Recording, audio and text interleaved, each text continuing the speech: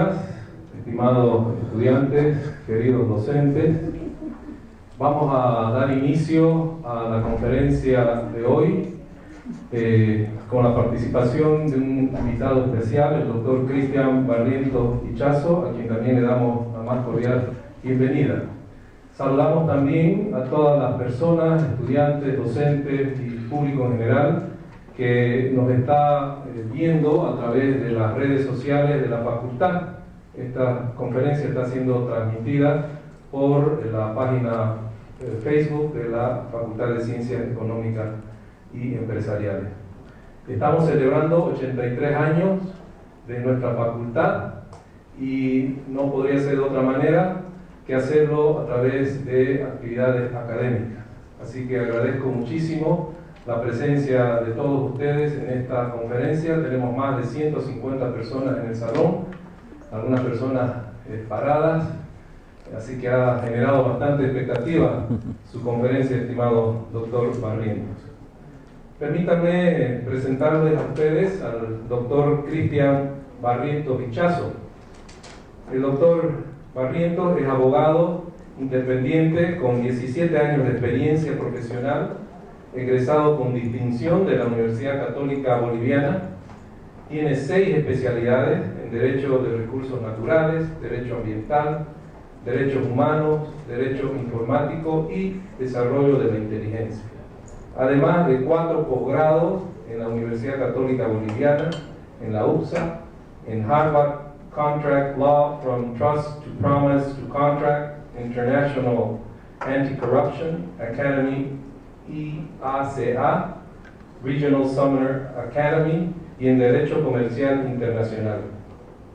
Es máster en Derecho Comercial, profesor de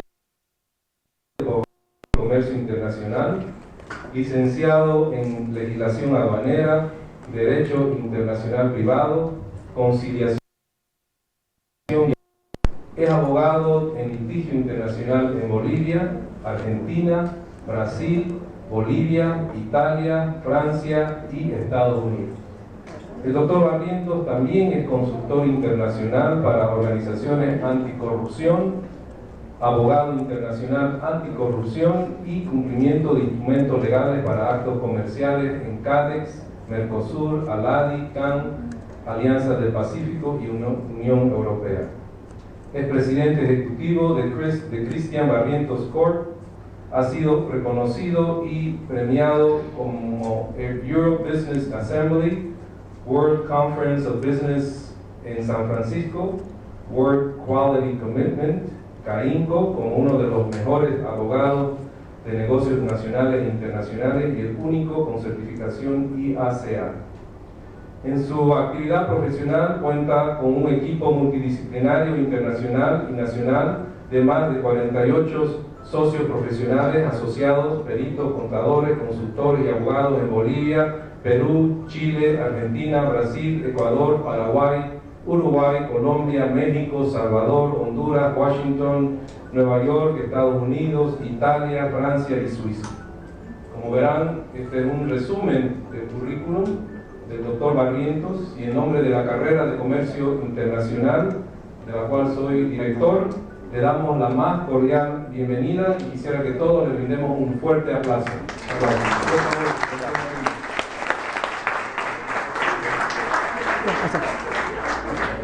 Muchas gracias. Agradecido soy yo por estar acá y es un honor celebrar con ustedes este momento muy especial. 30 años, vamos a hablar de los 30 años para hablar de la no conformidad y 30 años que duró el proceso para redactar un convenio, que es el convenio de las Naciones Unidas de Compraventa Internacional. 30 años. ¿Y qué constituye? La pregunta que les hago a todos ustedes, ¿qué constituye la falta de conformidad? ¿Qué constituye? ¿Qué genera la falta de conformidad? Es una pregunta que la vamos a responder de acuerdo al marco del comercio internacional.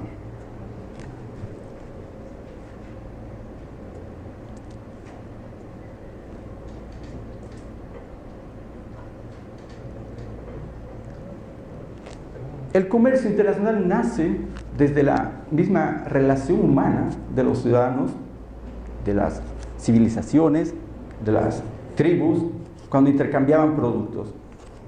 Intercambiaban productos en el comercio internacional. Decimos que el comercio internacional es la base de la relación humana. Intercambiaban, había el trueque, había la creación, había la innovación de crear, de producir bienes y servicios. Y esa es la base para crear el comercio internacional, crear bienes y servicios, idear. Como dice Edward de Bono en su libro Los 6 sombreros, no sé si alguien leyó Los 6 sombreros de Edward de Bono. Edward de Bono, que es un psicólogo, es médico, escribió un libro que se llama Los 6 sombreros. En este libro pone las 6 partes del pensamiento lateral y pensamiento crítico que todo ciudadano tiene que tener, ¿no? Todo ciudadano tiene que tener a tomar una decisión. Sombrero blanco, neutralidad. Sombrero negro, negatividad. Ser crítico, lógico. Sombrero rojo, emociones, ¿no? Interpretar emociones. Interpretar emociones es el sombrero rojo. Después tenemos el sombrero azul, que es de organización, ¿no? Tenemos el sombrero verde, que es de innovación.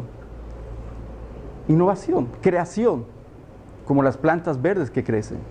Y es ahí donde los 30 años vamos a justificar de la Convención de Compra-Venta Internacional que generó que jurisconsultos en 30 años redacten 101 artículos. 34 páginas tiene la Convención de Compra-Venta Internacional. Y les cuento un secreto, Bolivia no es parte de la Convención de Compra-Venta Internacional. Venezuela tampoco es parte. Es un secreto. Es un secreto, pero lo vamos a revelar si es conveniente o no decirlo.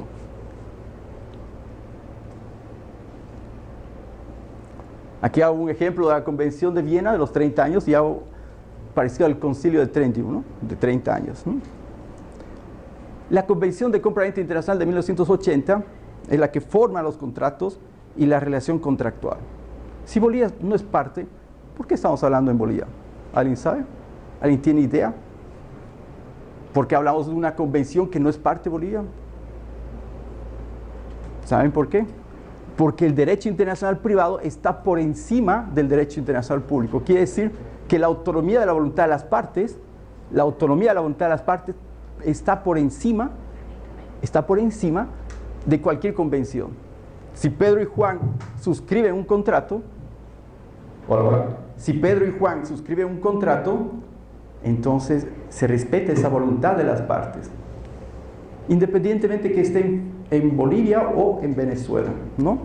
Esta convención se aplica por la autonomía de la voluntad de las partes. Y algo muy interesante de la convención es que nos determina la falta de conformidad. La falta de conformidad.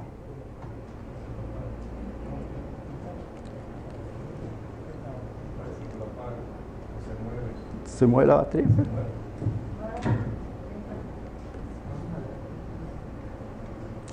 Dentro de la formación de los contratos, estos pueden ser verbales o escritos. Independientemente, son contratos internacionales. Habitualmente nosotros no realizamos contratos. Las empresas no realizan los contratos internacionales por falta de tiempo, no sé, falta de conocimiento, puede ser. Pero la idea de la Convención de Compra-Venta Internacional de 1980 es reconocer la relación incluso verbal de los contratos en la compra-venta internacional de países distantes, ¿no? Países distantes que tienen como misión el comercio internacional, vender bienes producidos, manufacturados para generar comercio internacional. La Convención de Viena, llamada de Viena, no solo por el lugar, sino porque fue suscrita en Viena y aparte existen otras convenciones de Viena, pero en realidad es la Convención de Compra-Venta Internacional que nos ayuda a entender esta formación de la relación contractual para poder determinar si hubo, la gran pregunta, si hubo o no hubo conformidad, una palabra tan interesante, tan novedosa, y tan necesaria entender, conformidad, ¿no? Veamos los países que son parte de la Convención de Naciones Unidas. Son 84 países en el mundo que han suscrito la Convención de Compraventa Internacional. 84. Y Naciones Unidas está compuesta por 195, si no me equivoco, ¿sí? Por ahí va, 194 países, ¿sí? Pero eso no significa que no se pueda aplicar la convención entre las partes que la suscriben o que la acuerden bajo el principio de la ley de la voluntad, de la autonomía de las partes, ¿no? La parte muy fundamental, autonomía de la voluntad de las partes.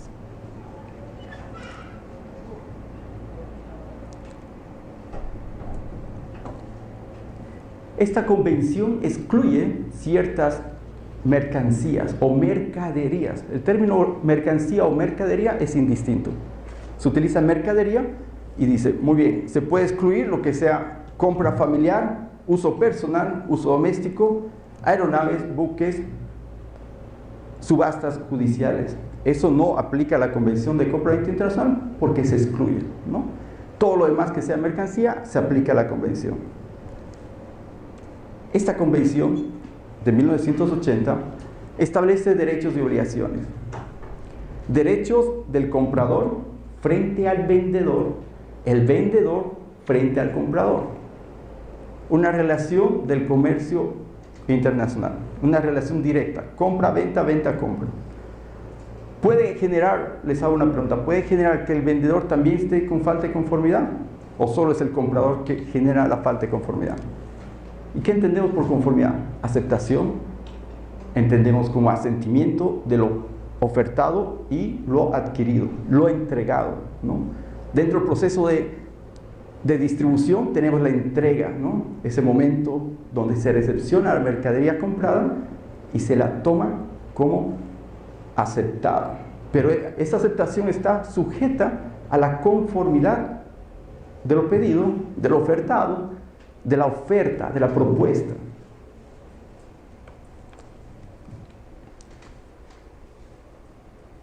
La oferta y la negociación. Para poder entrar a la conformidad tiene que haber un proceso de negociación.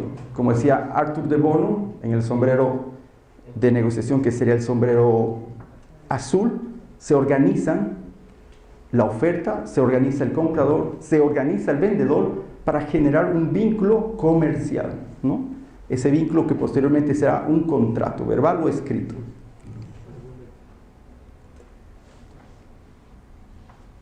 El precio es la contraprestación obtenida a cambio de un producto, una mercancía, una mercadería. Hasta ahí todo parece estar conforme con el negocio, conforme con la relación comercial internacional, hasta el pago del precio. El vendedor tiene la obligación de entregar las mercaderías conforme hubiese ofertado. Y vamos a ver cuáles son las partes importantes en la conformidad.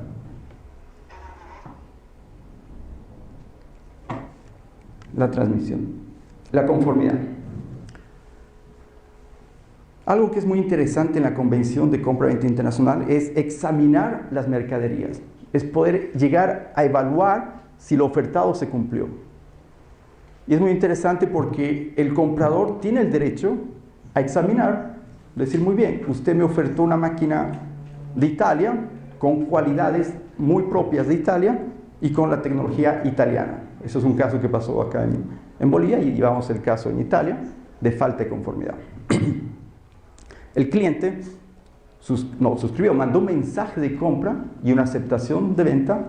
La otra parte generó entonces el SWIFT, se pagó el precio y se compró una maquinaria que llegó a Santa Cruz, Bolivia. Cuando el cliente abre la máquina, descubre que no es la ofertada, que no es la ofrecida en el momento del ensayo. ¡Qué caos! ¡Qué crisis económica! Comprar algo que no ha sido pactado ha generado una crisis en la empresa que ha comprado.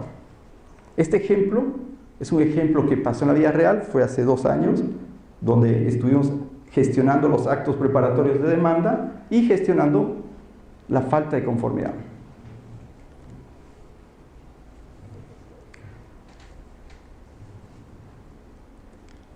la conformidad.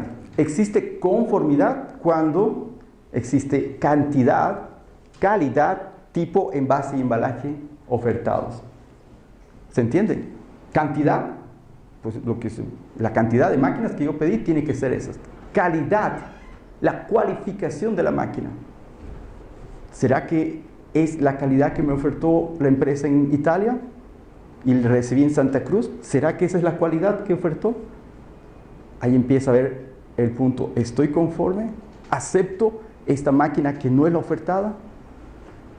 En la vida real les va a pasar mucho de esto. Si importan productos, que tengan que estar siempre examinando la mercadería que sea conforme a lo pedido. Incluso el envase y el embalaje son tan importantes en el comercio internacional. ¿Por qué creen que el envase y el embalaje es importante? Porque da la seguridad de la entrega.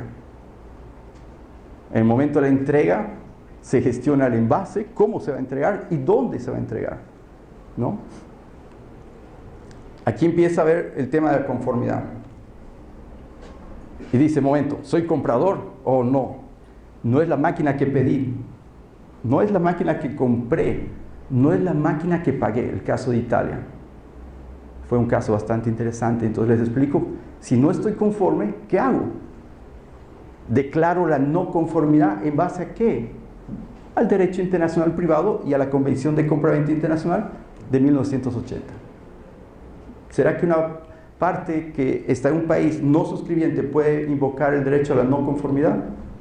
Es una pregunta interesante, ¿no? Nosotros bolivianos somos parte de la convención, pero tenemos el derecho a invocarla. ¿Por qué? Porque Italia sí, el otro país sí está dentro de la Convención de Compraventa Internacional. Al estar en la otra parte, podemos invocar un derecho que nos beneficia. No conformidad. No conformidad. ¿Y qué genera la falta de conformidad? Si hemos comprado una máquina que no era las cualidades y la cantidad necesaria, o no tenía el tipo, o no era del envase o embalaje acordado, genera daños, ¿cierto? Su empresa va a asumir gastos y perjuicios, va a generar un daño el vendedor. Y el comprador va a tener que asumir gastos, daños y perjuicios. ¿Por qué? Porque la calidad no va a ser la misma, la cantidad no va a ser la misma, la tipología no va a ser la misma.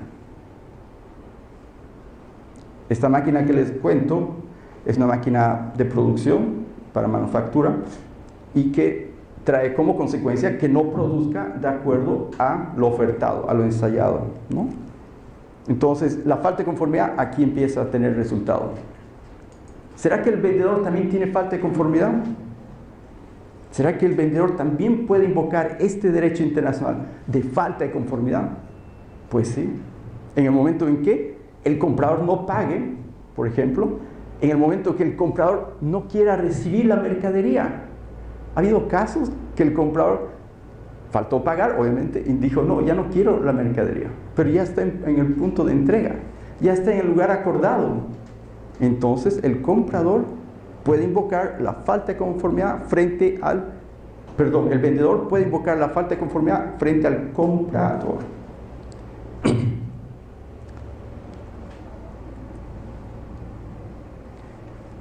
Cuando se genera un daño, se genera crisis, se genera un estado de terror, porque la empresa tiene que gestionar la falta de conformidad. La convención establece que si la parte notifica dentro del plazo razonable, porque lo dice en el artículo 38, si no me equivoco, dice, deberá examinar en un plazo razonable. El plazo razonable se entiende cuando las descubrió, que no era el producto ofertado. Inmediatamente debe notificar de que no está conforme con la compra internacional, con la compra realizada y que fue ofertada, ¿no? En ese momento el plazo es inmediato. Pero también la convención señala un plazo máximo de 2 años. De 2 años.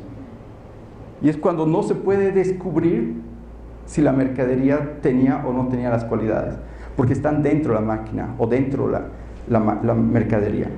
Entonces, hasta 2 años, este derecho se puede invocar. Este derecho puede ser accionado dentro la convención y dentro las facultades que tiene el comprador o el vendedor.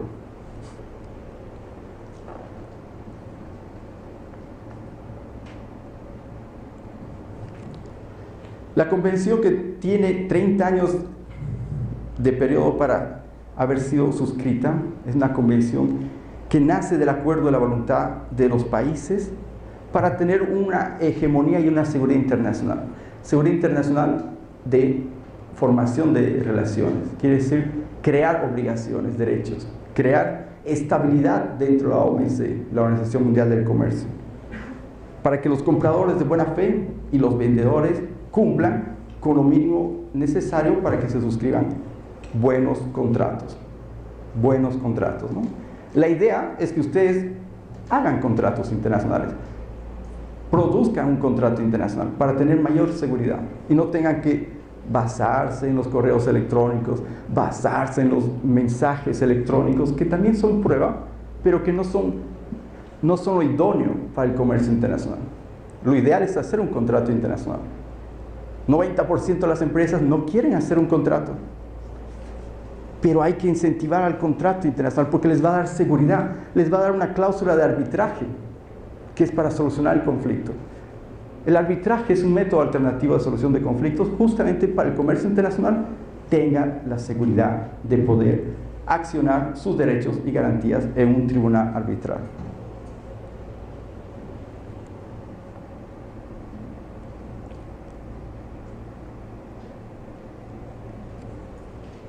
Cuando una compra fue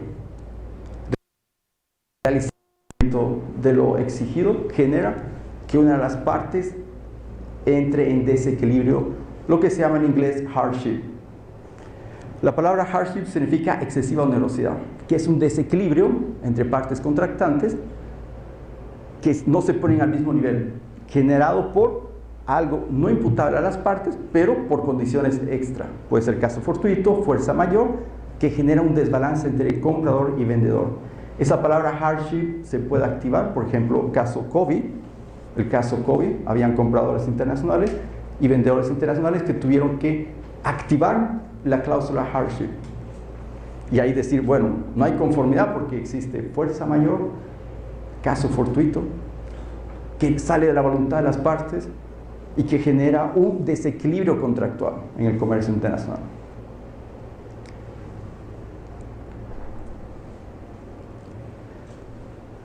Todo esto para evitar lo que es la bancarrota de nuestra empresa. Una mala compra puede generar una bancarrota, una quiebra, no pedida, no querida tampoco, porque al fin y al cabo somos empresas, las empresas generan utilidades, generan gastos, tienen un patrimonio, tienen todo un balance financiero.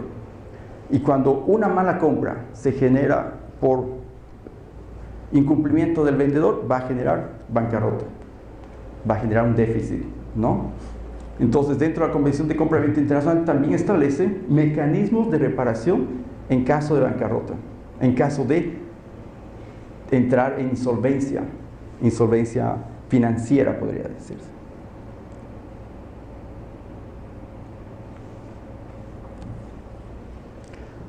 Es por eso que el contrato de compra-venta internacional puede ser la base del inicio de una buena negociación y de una compra internacional.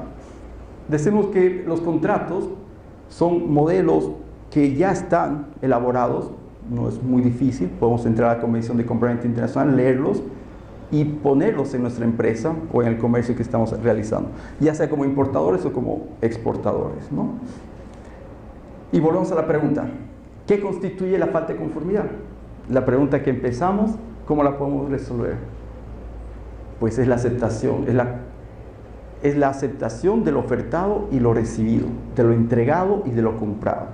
Esa es lo que constituye la conformidad.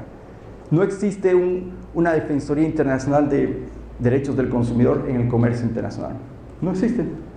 En el comercio nacional sí, pero es con el consumidor.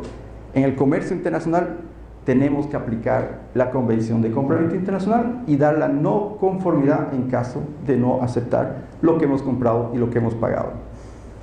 Y eso es lo que constituye la falta de conformidad. El conocimiento es compartido. El conocimiento compartido genera oportunidades y mejora la civilización humana. Muchas gracias. Estoy atento a sus preguntas, si quieren preguntas. ¿Alguien tiene dudas del comercio internacional, de compra-venta internacional? La falta de conformidad. ¿Alguien quiere hacer una pregunta?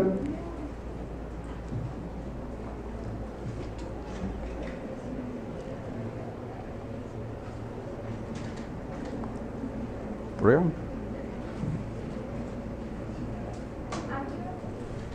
Adelante. ¿Cuáles serían los paso a paso para un contrato internacional en el caso de exportador o como importador? Es una buena pregunta. ¿Cuáles serían los pasos necesarios para realizar un contrato de compra-venta internacional? Bueno, como comprador, tener estipulado las partes, primero, quiénes son, quiénes están realizando el negocio internacional. Después, el objeto, qué estoy vendiendo y qué estoy comprando. El objeto, las partes. Después, el plazo de entrega. El Incoterms. ¿Qué Incoterms vamos a utilizar? Ahí empieza la transmisión de riesgo. Hola. Ahí empieza la transmisión de riesgo. ¿Ustedes saben cuál es el Incoterms? Empieza a generar la transmisión de riesgo entre el comprador y el vendedor. Tiene que tener Incoterms. El Incoterms es necesario para entender cuando hay la transferencia de riesgo. Después tenemos que tener la cláusula arbitral o el convenio arbitral para evitar jurisdicciones diferentes que puedan causarnos daño económico para defendernos, ¿no? Una jurisdicción en China, para un proceso judicial en China nos va a salir muy caro. Entonces el arbitraje como método alternativo de solución pone Panamá, por ejemplo, ¿no? Entre un comprador de China y Bolivia, generalmente se pone Panamá, la cláusula arbitral, para que esté intermedio entre los ambos países, ¿no? ¿Qué otra cláusula es necesaria? Puede ser las cláusulas de cumplimiento, las de hardship, que les decía, la importancia del hardship, que es excesiva onerosidad en caso de otra pandemia. Nadie está salvo de otra pandemia en el mundo, puede generar otro caos económico mundial, ¿no? Ahí ponemos la cláusula hardship. En caso de existir fuerza mayor o caso fortuito, se aplicará la excesiva onerosidad para prevenir ese desequilibrio contractual entre las partes. Otra cláusula importante en el contrato de compra-venta internacional, la garantía, 2 años por lo menos, si compramos maquinaria de funcionamiento que tenga 2 años, conforme a la Convención de Compra-Venta Internacional de 1980. Otra cláusula importante de la Convención es ley aplicable al fondo. ¿Qué ley vamos a aplicar al fondo de la causa? Si yo compro a China y estoy en Bolivia, ¿será la de China? ¿Será la de Bolivia? ¿Será que el vendedor me va a aceptar? Pongamos la cláusula de Bolivia para aplicación de la ley de fondo para resolver una controversia internacional. Ahí entra la lex mercatoria. ¿Y qué es lex mercatoria?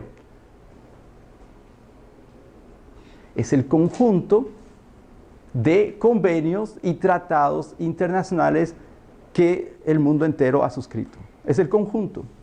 Se llama lex mercatoria. Y esos convenios nos van a dar seguridad internacional, seguridad jurídica en nuestro contrato. Ponemos la cláusula lex mercatoria y ya tenemos la ley de fondo. Listo. No es ni de China ni de Bolivia. Otra cláusula importante sería el procedimiento para aplicar en caso de una solución de controversia. Ahí podemos poner las reglas de la ICC, de la Cámara de Comercio Internacional, el reglamento de la ICC con lex mercatoria en el fondo. ¿Otra pregunta? ¿Alguien más quiere preguntar?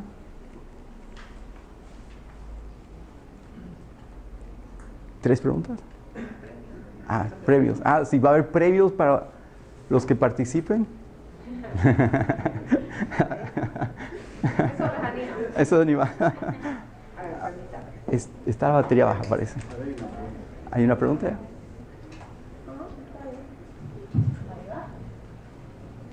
Ya, a mí no es tanto tema de la conferencia en sí, pero de su persona en sí. Nosotros somos la mayoría de comercio internacional y en mi parte también estudio Derecho, y me gustaría saber qué tipo de, no sé, maestría o un curso extra para todo este tema de contratos y negocios internacionales para especializarme, que me puedas recomendar.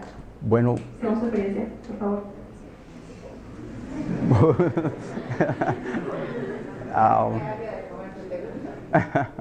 Derecho internacional y privado, podría ser una especialidad en Derecho internacional privado, que abarca todo lo que es el comercio internacional legal, ¿no? De forma de contratos, de tratados, convenios, aplicables a lo que es la relación de compra y venta internacional, que es lo más importante y es lo que hace el comercio internacional, compra y venta, ¿no? Eso sería el derecho internacional privado. ¿Alguien más? Allá. ¡Wow!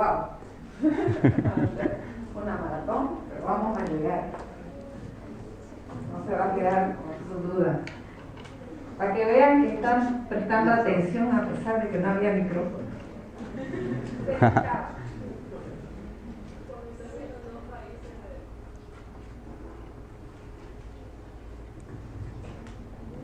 Cuando intervienen dos países de diferentes idiomas, ¿en qué idioma se redacta el contrato? En inglés. En inglés. Sí o sí el inglés, ¿no? El inglés es la base del comercio internacional. El inglés es la apertura a relaciones comerciales con China, Japón, con Turquía, incluso con Italia, con Francia. Aunque los franceses no quieren hablar inglés, pero lo tienen que hacer en el comercio internacional. El inglés.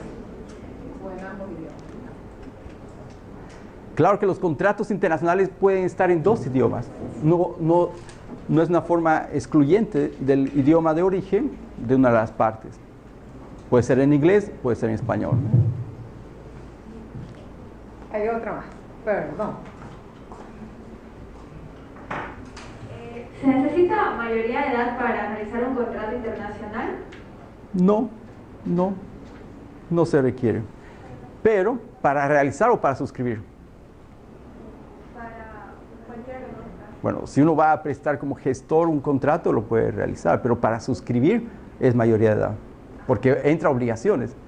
En caso de incumplimiento, el mayor de edad es el que responde, ¿no? Ahora, como gestores de comercio internacional, se puede elaborar, facilitar, ¿no? Si trabaja en una empresa, facilitar que se suscriba un contrato de acuerdo al tipo que se requiere para compra y venta internacional.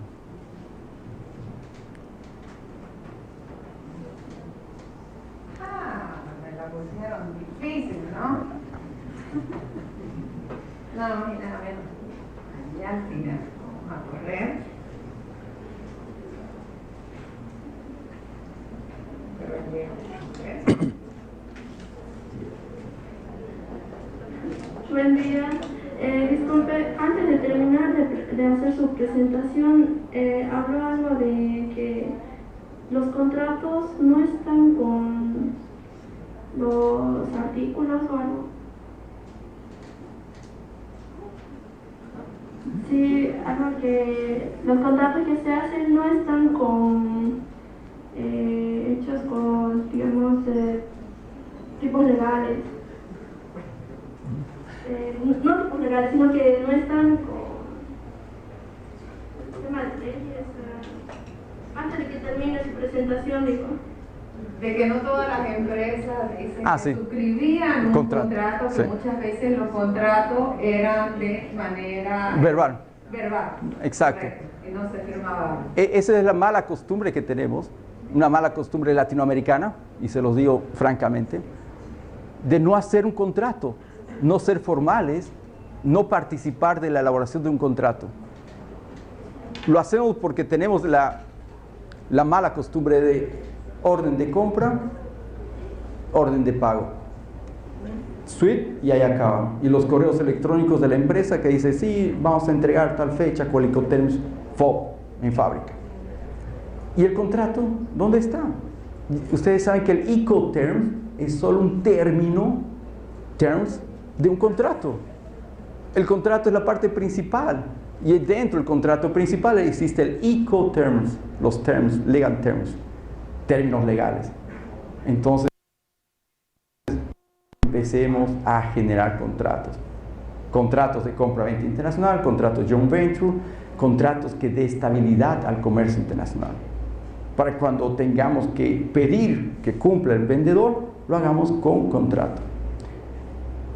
O de una forma que podamos probar que hay una relación contractual. Ya lo dice la Convención de Compra-Venta Internacional, puede ser verbal, pero hagamos las cosas formales, contrato. Vamos por aquí y vamos al fondo. ¿Por qué Bolivia no está en este tipo de contrato? Buena pregunta. Bolivia no es parte de esta convención. 1980. ¿Alguien se acuerda qué pasó en 1980 en Bolivia?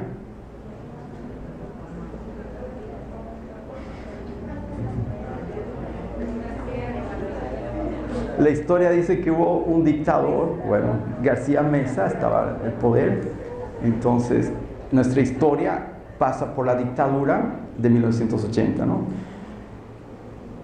Los países donde existía la dictadura no suscribieron contrato, Venezuela tampoco. Si bien fue parte de la Comisión Venezuela para la elaboración de la compra-venta internacional de la convención, no suscribieron, ¿no? Bolivia no suscribió desde 1980, pero ¿por qué no lo suscribió ahora? ¿O por qué no lo suscribió hace 10 años o 5 años? Es una pregunta que me hago todos los días. Entro a mi oficina y digo, ¿por qué Bolivia no hace? ¿Por qué Bolivia no suscribe? Pero eso no nos aleja del derecho internacional privado, no nos aleja, más bien nos refuerza porque si hacemos el contrato y en el contrato ponemos lex mercatoria, entramos a lo que es la Convención de Compra-Venta Internacional, independientemente que Bolivia no sea parte. Esa es la seguridad jurídica de la misma convención. Incluso en 2 estados que no sean parte, si las partes acuerdan aplicar la convención, se aplica por seguridad jurídica internacional, ¿no? ¿Alguien más que preguntar? Hay una preguntita por allá atrás. Vamos a ver el compañero levantando la mano.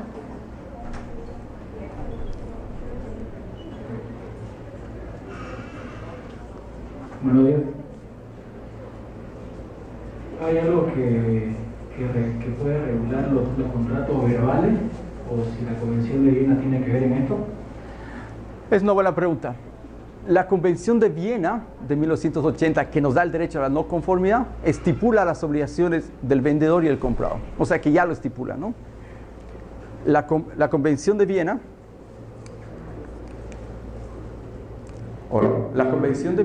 es la que va a determinar si un contrato verbal se aplica bajo el principio de la lex mercatoria, ¿no? La misma convención establece que es legal un contrato verbal. No es lo idóneo, pero es legal.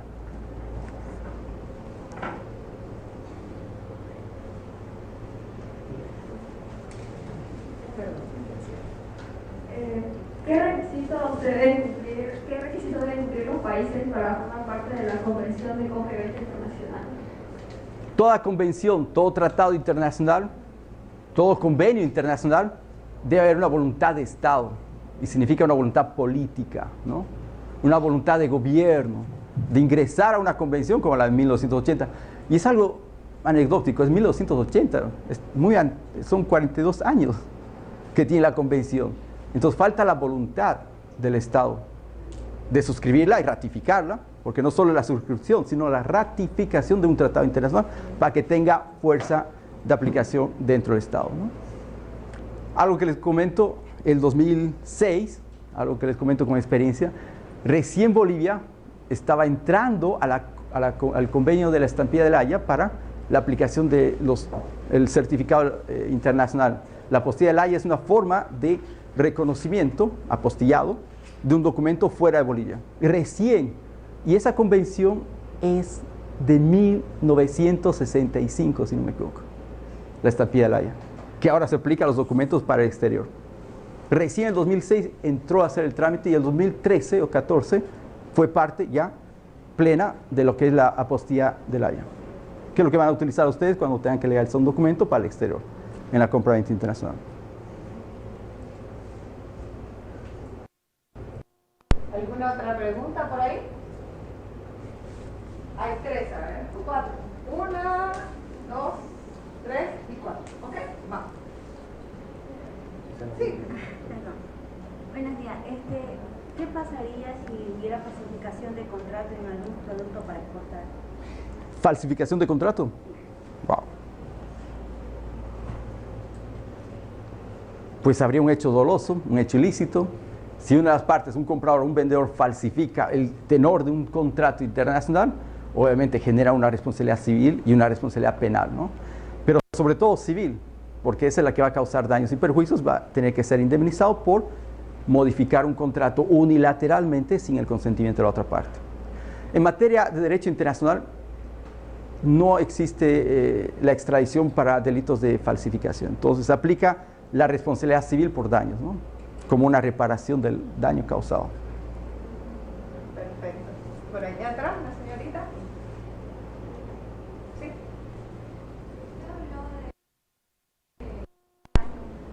Para notificar, creo que si está implica haber devolución en caso de mercadería. ¿Qué pasa si pasan los 2 años? No se firma nada.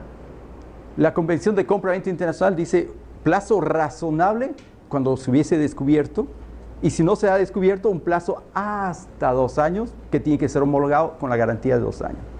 ¿Qué pasa si no se presenta dentro de los 2 años? Pues pierde el derecho a pedir la devolución, restitución o mejorar la mercadería entregada por no conformidad. Pierde el derecho después de los 2 años. Y la jurisprudencia internacional, que son los fallos de varios países que han estudiado con los jueces esta convención, dice que es un derecho que se debe ejecutar al momento de evidenciar o hasta 2 años si no se pudo evidenciar, ¿no?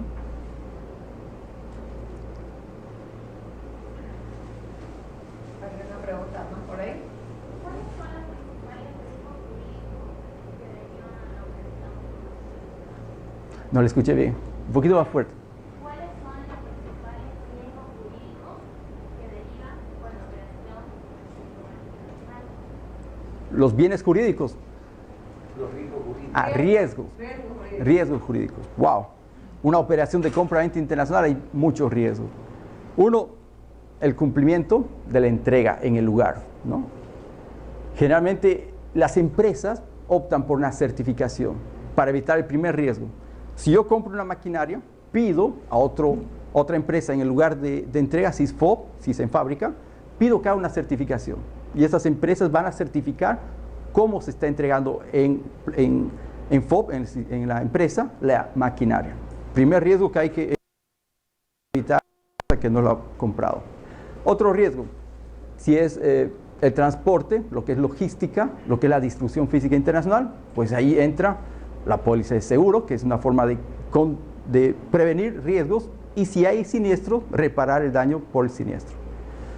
Después de la llegada de la logística, la entrega, la recepción. Hay otro riesgo, ¿no? ¿Será que el comprador quiere aceptar?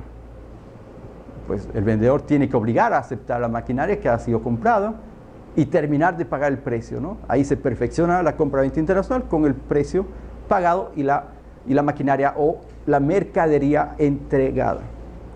Hasta ahí se cumplen con todo el proceso de logística y distribución internacional. De ahí para adelante ya viene lo que es la conformidad. Estoy conforme, tengo la maquinaria o tengo la mercadería, tengo que yo hacer una evaluación si es conforme a lo pedido, si es conforme a lo ofertado y a lo propuesto por el vendedor. Y eso es un examen que se hace con un perito especialista en el rubro de la mercadería, ¿no?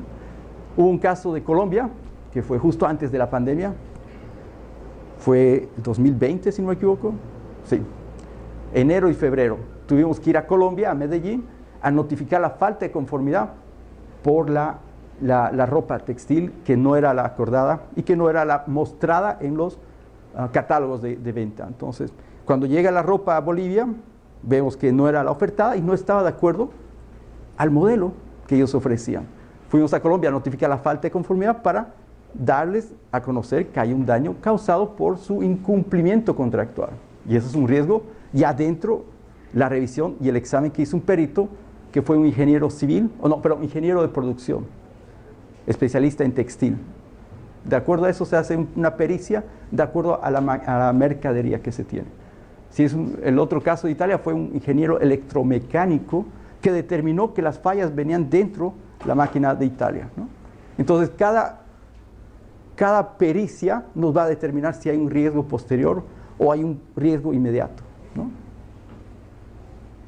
¿Hay más? Última pregunta aquí, porque estamos al vivo también. Sí. Y tenemos otra cosa. Con cuestión a la elaboración de un contrato, ¿existen tipos de contratos que se dan con respecto al comercio? Y si existen, ¿podría describir algunos? El mundo del comercio internacional es amplio. Contrato de factory, tienes el contrato de distribución, tienes el contrato de representación, tienes el contrato de compra-venta internacional, que es el que estamos viendo ahora, tienes joint venture, que son unión de dos partes para generar un negocio, ¿no? Puede ser joint venture contractual o joint venture corporativo, son dos diferentes tipos de contratos, ¿no? Tienes el de franquicia, que es explotar una marca en un país destino, y tienes el de exclusividad, entre muchos de los que hay, ¿no? Los más usados son esos, ¿no? El de exclusividad es que nos va a dar la exclusividad de representación si es una franquicia, ¿no? Hola, ahora sí, volvimos. Muchas gracias, jóvenes, por estar aquí presentes, en especial a quienes vemos esta mañana y el hecho del entusiasmo de ustedes en esta conferencia. Aquí al doctor Cristian Barrientos, agradecerle por su valioso tiempo, por permitirnos compartir con ustedes estos 83 aniversarios de nuestra facultad, trayendo lo mejor para nuestros estudiantes. A nombre de la carrera de Comercio Internacional voy a invitar a la ingeniera Bianca, que va a hacer entrega de un presente De parte de la y IANA para de usted. un reconocimiento Muchas A usted por su colaboración. Muchas por su gracias. colaboración en esta conferencia y a todo el alumnado.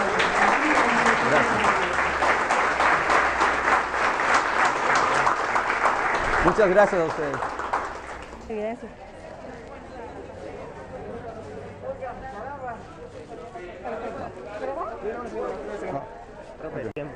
Bueno, así.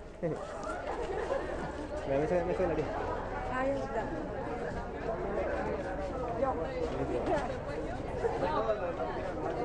Dale, voy a doctora, espera que no, pero... Tu mano tenía. Lo que yo quería preguntar era si usted aconseja colocar arras o penalidades en fondo atrás de la Pero todo está apurado, así que vénganse acá y yo Depende. Depende. vénganse para acá para que no me lo oye, vénganse acá adelante.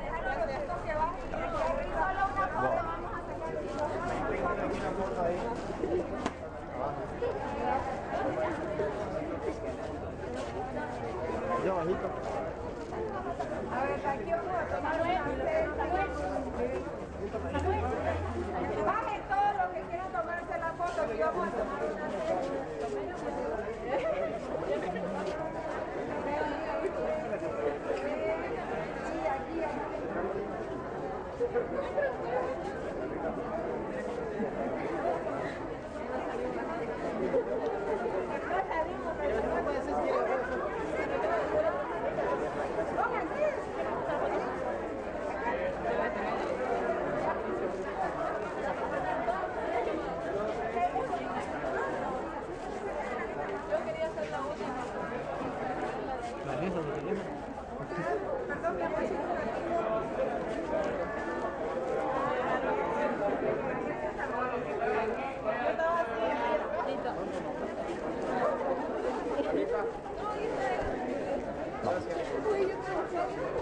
Gracias.